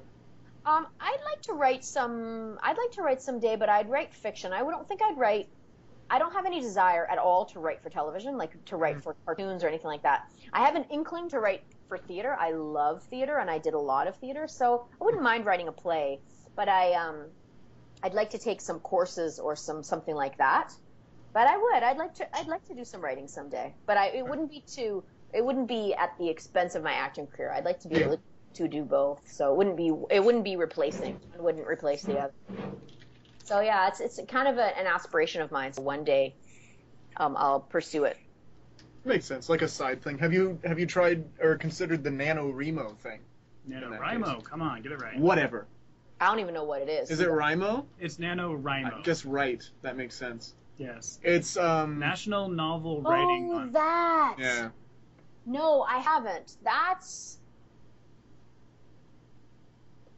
I don't know if that would work for me. Who knows? Maybe I'll try it someday. But I know exactly what you're talking about. I don't think that'll work for me. It's a lot of writing all at once. Yeah, and although that's the kind of thing that Stephen King recommends, who's like the most prolific writer on the planet. Right. Mm-hmm. He just says, just write, just sit down there and write, just write. Just do it, guys. Yeah, just do it. Stephen King.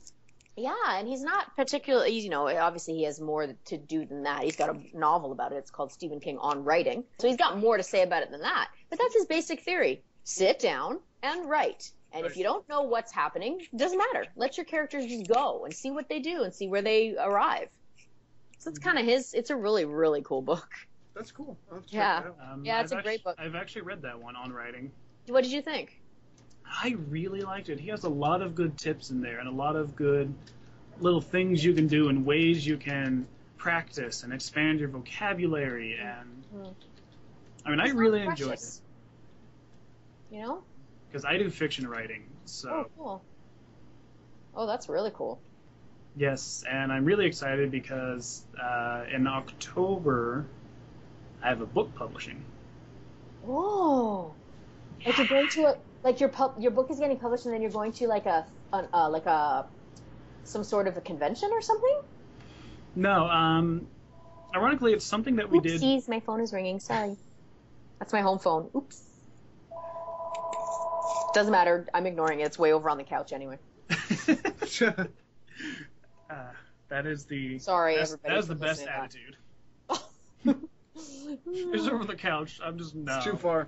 Can't handle. Well, I don't want. Also, I want to make sure that I'm doing what I'm supposed to be doing, which is talking to you guys. Yes.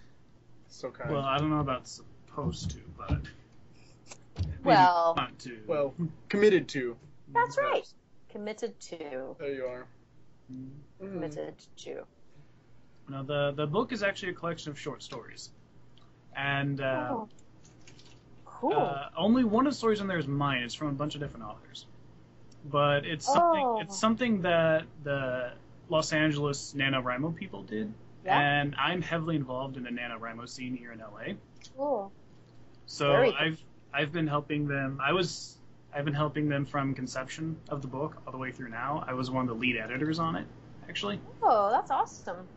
And so it's been a really interesting journey since we started this little idea in April, and the book's being published first Friday in October, I believe. Oh.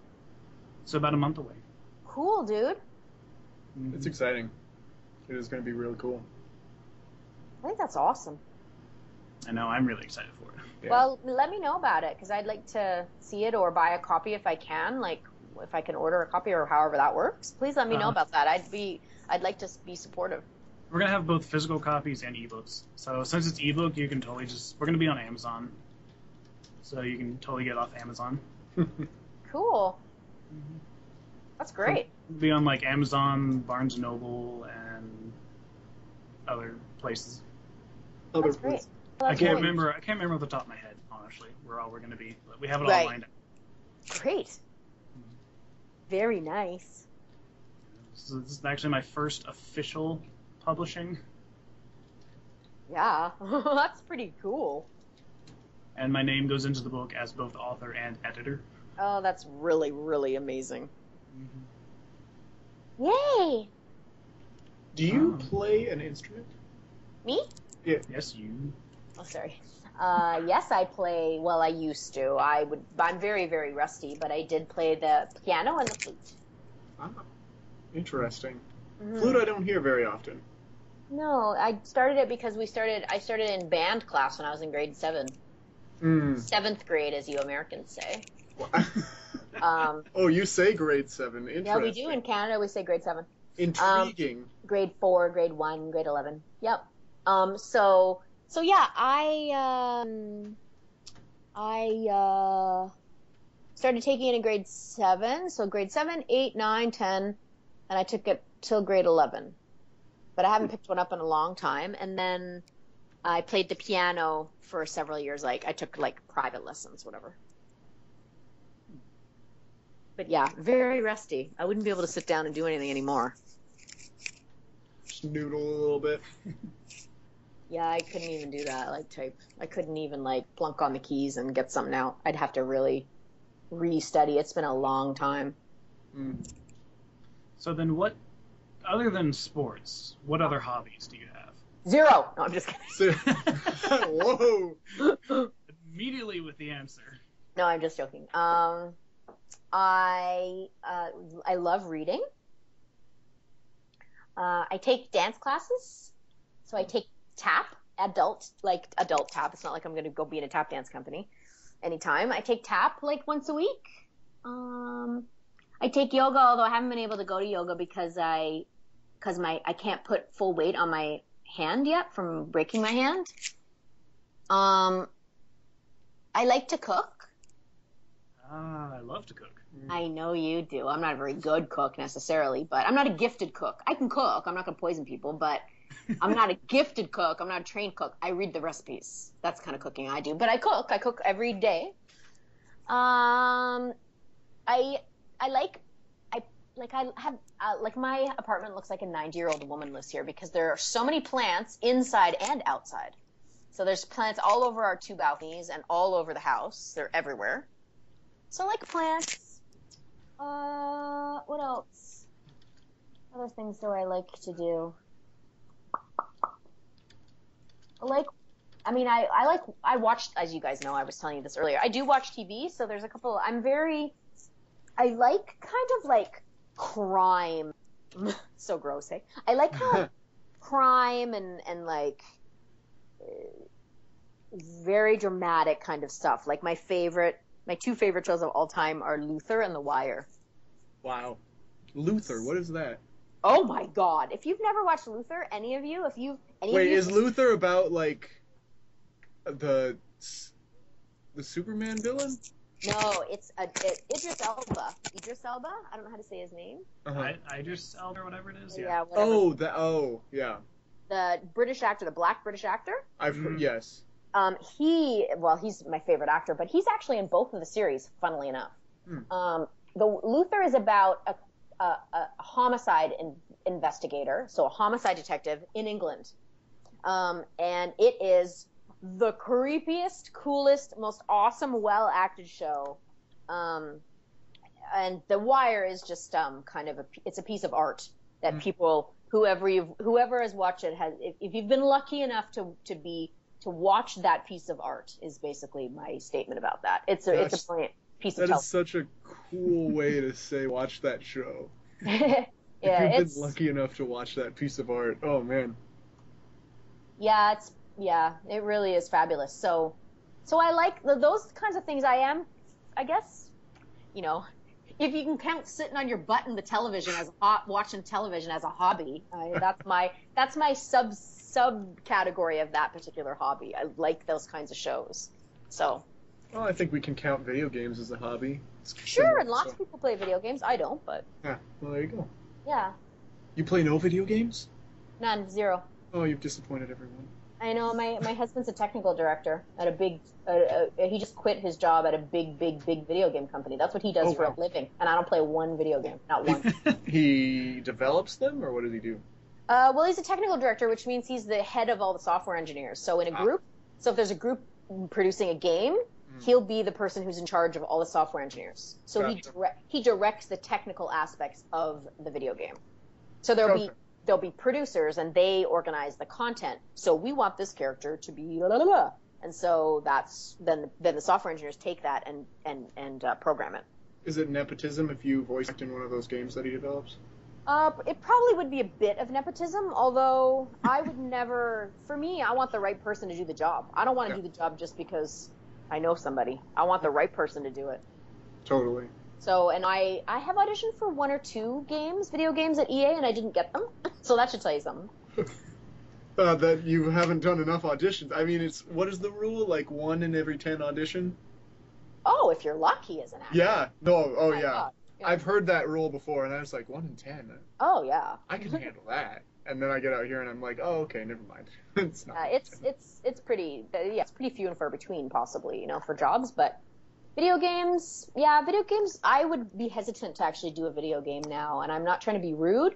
But honestly, that right there, when your question earlier about killing your voice, that would kill my voice. There's way too much. Oh yeah, screaming and yelling. And because you have to do all the grunts and the. You do. You have to, It's thousands of cues, and I don't think my voice could do it. So that would be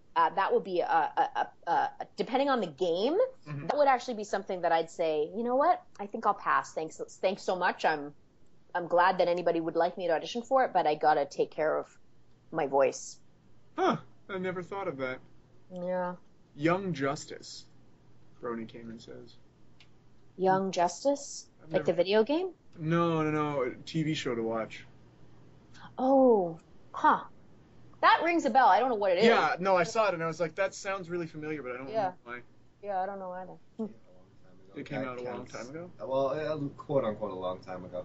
It was one of it had a bunch of like really known voice actors, but the biggest problem with it was it like got no hype. And then it started going off after it shut off. Oh yeah. Oh. A lot of people are like in love with it now, but so it became a cult classic instead of So kind of like Firefly or Jericho. Yeah. Firefly didn't Firefly become extremely popular, but they couldn't sustain it? I thought that was the thing.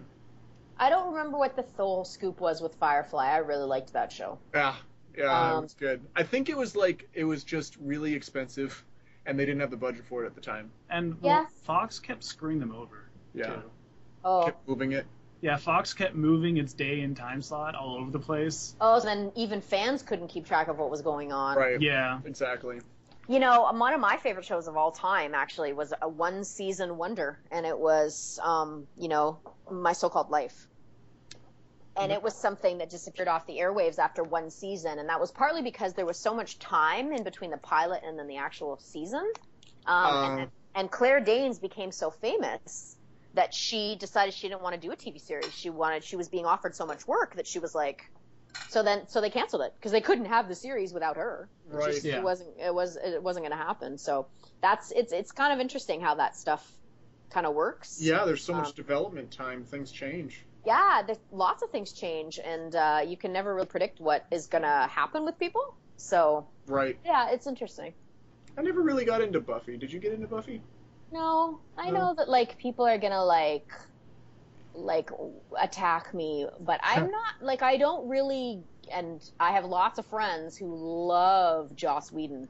I don't really get it. Like I loved Firefly. That was great. But Buffy, I've watched a couple of episodes and I didn't really love it. That doesn't mean I don't see the value for other people, but it wasn't just something that I could get into. I almost said sink my teeth into, hardy har har har. So it was something that I just didn't really get, although people have said to me, you gotta start watching it in season 2. So maybe that would change things if I was gonna start watching it in season 2.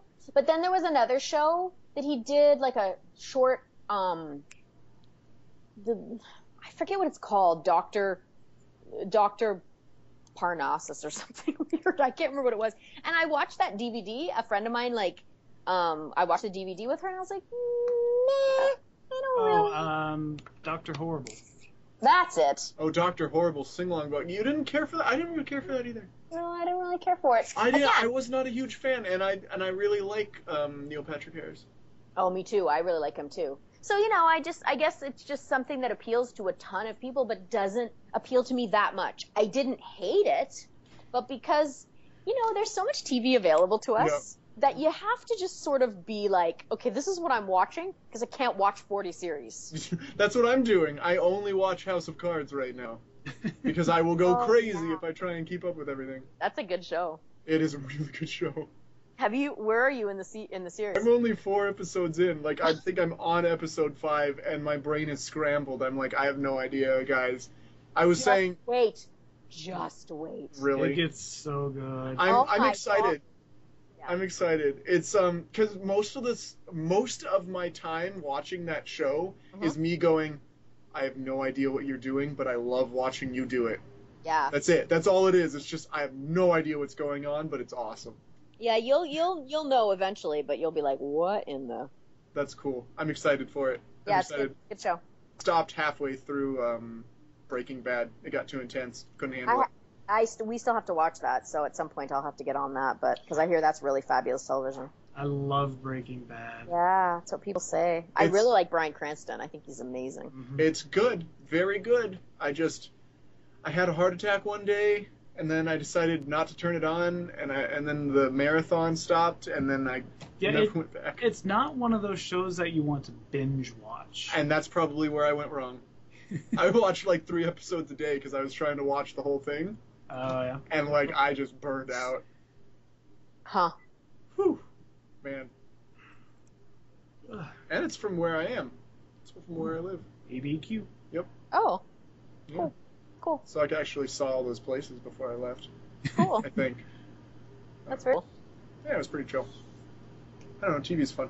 Do you think, oh, this is an interesting question. What do you think the future of entertainment holds by way of like, so we're seeing, movies sometimes struggle. They have to increase their ticket prices, and TV is now being usurped by Netflix, which is, it's a binge model instead of episodic model. There's a lot of things going on. Kind of, what are you seeing? What do you think might develop from that?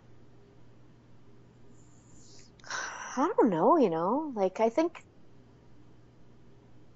I like that term, the binge watching, because that's absolutely what people do. They wait till something is finished for the season, and then they watch like all 20 episodes in one night type thing. Yep. And some of them now are designed for that. Yeah, they are. Well, the Netflix stuff, because they release the entire series at the same time. They don't go episode by episode. Right, which allows more, the biggest thing that I understand binge modeling allows for is more complex plot. Because since you're watching it all in a row, you remember what's happened. That's an interesting way to put it. I think that's really cool. I mean, I think for me, like what I observe is that there has been, like, for example, if you watch True Detective, so that's another kind of dark crime, creepy kind of thing that I love. That's 2 big-time movie stars, one huge movie star and another pretty big star, who are now doing television, and they're doing episodic television. And they did, the one season, I'm talking about Matthew McConaughey and Woody Harrelson. I think that TV is going to see a return of, like, big stars coming on to television. So that kind of is interesting, and I think with things like Netflix, and that I didn't realize that that's why you can give a much more complex plot line, is because people are continuously watching it. They're watching like 7 episodes, and the next night they're watching the rest of the season. Right. So you can actually, I think that that's interesting. I think that television production, like the quality of television, is greatly going up. I don't think, it's like theater. There will always be theater goers. You'll always go to see a play. There will always be audiences to see a play. Right. There's still opera. There's still tons of different kinds of stuff. There's still Shakespeare summer festivals and all that kind of stuff. So, and I don't think anything will ever replace the movies. When I want to go see a movie, I really like going to see the movies. I like the whole experience. I like the going out and the sitting in the big theater and with the big sound and the big screen in front of my face, and drinking a Coke and eating M&Ms or whatever it is. I like that whole like ceremony. There's like a ceremony about it.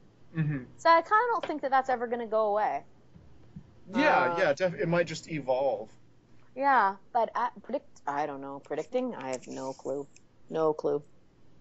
I'm kind of excited to see where things like the Oculus Rift take us, and the interactive storytelling that is going to become more and more realistic. You mean like choose your own adventure type? Remember those books? Starting out that way for sure, and eventually I feel like we're going to lose the distinction between movies and video games at a certain point, at least for some genres of entertainment. And it'll be really it'll be an experience more than anything. Yeah. So that'll be kind of cool. I mean, you can already, if I had an Oculus Rift, I could already visit Ponyville. They have one in Second Life that you can go and have this 3D roam around in. So, it's happening, and it's definitely going to be an exciting time. Because of my husband's work, he's very up on technology and the new stuff. We have something at our house that you put on and you can look at stuff. That's the most dumb thing I've ever said in my life, but it's like glasses. Is it? You mean the Google Glass? That's what I think it is. Google Glass. So it's it's got a heads-up display thing. Yeah. And makes me dizzy as all hell, but yeah. Yeah, that would make sense. I actually tried Google Glass. Did you? At one point. It was at BabsCon, actually. Someone there had Google Glass, and he let me try it. It was interesting to wear, because everything I was seeing was a little bit out of focus for my eyes. Yeah. Oh, weird. But when I did get to mess around with it, it was actually really cool. Cool. It's just I just can't really see myself wearing this. But some people using can. it, but it's really cool, and I really like the technology, and I really wanted to go places with this. So you know where they have gone with this? I don't remember the man's name, but I listen to a lot of podcasts. Do you know This American Life and stuff? No. I know what This American Life is, but I've never listened. So good. They're talking about this guy. He calls himself the world's first cyborg. So he is colorblind. My brother's colorblind. And what they did was they took a computer that could detect color and translate it into sound. Then they implanted this computer into his skull so that when the sensor looks at a color, it vibrates his skull so he hears a sound inside his head. So they basically gave him synesthesia. So now when he looks at a color, he hears a sound. And he's able to actually distinguish between all the different colors that a person who can see color can by listening. But he also has the ability to, say, compose a song based off of the sound of someone's face. Or listen to the ambient environment.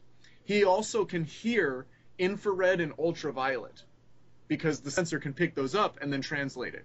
So infrared is just like a really low, calm sound, and he actually says infrared is one of the most nicest colors to hear.